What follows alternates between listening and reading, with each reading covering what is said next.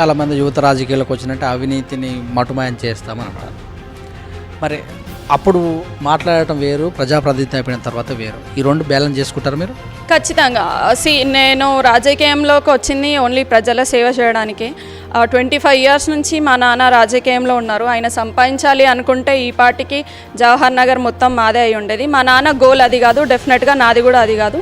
నాకు రాజకీయం కాకపోతే నేను ఇంకేదైనా జాబ్ చేసుకొని సంపాదించుకుంటా, కానీ రాజకీయంలో వచ్చి అవినీతి చేసి అలా ఏమి ఉండదు. ఒకవేళ నేను అట్లా అవినీతి చేస్తున్నా అని ఎవరికైనా తెలిసినా you can take it to the higher authority. Because youth వచ్చేదే అందుకు. We work to we came here to serve the people. నేను అది మాత్రమే చేస్తా, అవినీతి మాత్రం ఖచ్చితంగా చేయను. ఒకవేళ చేస్తున్నాను ఎవరన్నా నోటీస్కి వచ్చినా కూడా you can take it to the higher authority. మొత్తమే చూస్తే రాజకీయం అంటే మరి మీకు అవగాహన ఉందా? ఖచ్చితంగా అవగాహన ఉందండి. ఎందుకంటే మా తండ్రి గారు సర్పంచ్ లాగా 5 సార్లు ఎన్నుకోబడ్డారు, మమ్మీ ఒకసారి ఎన్నుకోబడ్డారు, నాన్న 3 సార్లు డైరెక్ట్ సర్పంచ్లా ఎన్నుకోబడ్డారు. అట్లా నాకు చిన్నప్పటి నుంచి రాజకీయం పైన మంచి అవగాహన ఉంది. 5 సంవత్సరాల పీరియడ్లో మీరు ఇచ్చినట్టు మేనిఫెస్టో అయిపోతుందా?